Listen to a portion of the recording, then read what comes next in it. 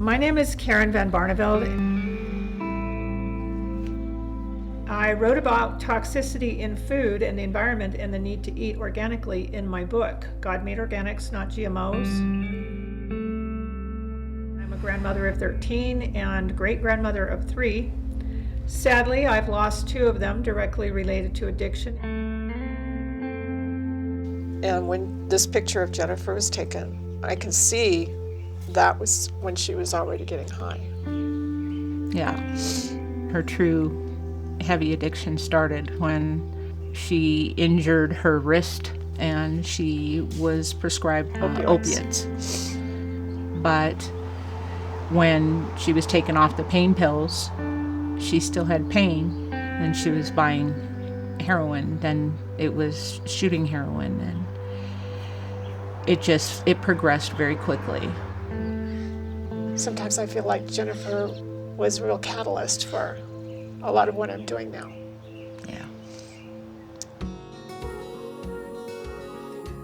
The modalities that they use here at the sanctuary for addiction and recovery are so much more holistic, and it just makes so much more sense to me to treat the whole person, not just the addiction. And I thought, well, if I'm going to do a documentary about addiction and recovery, I have to go to the sanctuary. You've told me that all of the food here is organic. Why do you think that that's so important in keeping addicts in recovery? Food is medicine. It is. If there is now tons of peer-reviewed scientific journals that say that what you eat affects how you feel.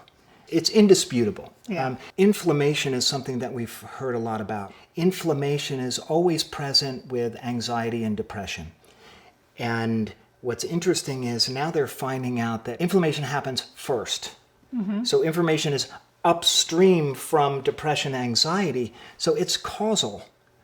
If we look at people that are in recovery, food is the thing that I have at my control, that I can decide how I'm going to feel, and it has a direct influence and impact over my life. We like serving fresh, seasonal, vibrant meals. We also tend to focus on whole food, plant-based nutrition, and we feel like these are the foods for ultimate recovery. Everybody has a hard time with the food on the way in because they don't believe it. They've been taught that healthy food doesn't taste good. They're addicted to toxic food the same way that people get addicted to alcohol or cocaine, and when they don't have it, they crave it. Sometimes it's their first time actually being nourished. It's their first time having whole food. Well, how do you address people not wanting to buy organic? In order to genetically modify the food, I have to introduce a pathogen, a toxin. I have to trick the plant into thinking that it's sick. So we're introducing a plethora of chemistry into our bodies, all of which affects our mood. The reason that people relapse is because they never, A, resolve the things that's bothering them, and B, they never feel great. So as an addiction therapist for many, many years, I saw people misusing food with eating disorders, but also when they would pull away from their drug of choice, a lot of times food would then replace that. And now I use nutrition to help decrease cravings, decrease the detoxification side effects. Statistics are up to 38% less relapse when we eat really well. So, Chrissy, what were you eating before you got here? Predominantly Oreos and Doritos with a liberal serving of vodka. Okay. Yeah. I remember when I came here the first time, I was looking at the staff members, and everybody's faces were really clear and their eyes were really bright. And I remember looking at it and be like, what are all these people taking? Because there's no way this is natural. Yeah. And when I left, I remember looking in the mirror and being, oh my God, that's the look.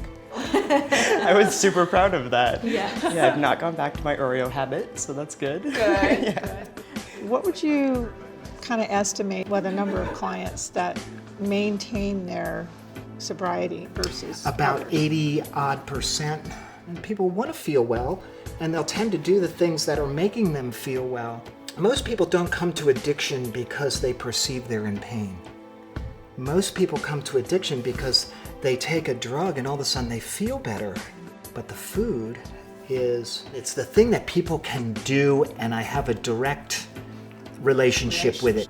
When people make a choice to eat well, not only does it improve the physical, the psychological, but it also, to me, is a great way of saying 3 to 5 times a day, this is my value.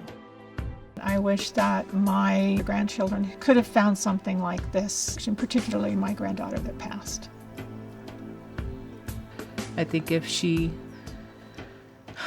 had known that nutrition could make her recovery much easier, that she probably would have used it. Oftentimes when people come into a recovery center, they are eating so poorly, and what they are eating is usually limited to things like junk food. And they go long periods of time without getting any food into their system at all. And by the time they come into treatment with us, they're in a pretty bad state. In recovery, there's a phrase that's commonly used, you put down the spoon but you pick up the fork. Because you go so long without eating that when you get clean and you just want to eat and eat and eat. When patients come to me with an addictive issue and we put them on a good, organic, gluten-free, GMO-free diet, we see dramatic changes in their health. By the time they leave, they're thinking more clearly. They are feeling like their body has the energy in it to do the things that they want and need to do to maintain their sobriety. We don't get to choose whether we're an addict. That happens. We get to choose how we get to live. We get to choose how we get to be in recovery, how we get to heal, and to be able to document that, I just can't tell you how exciting that is for me.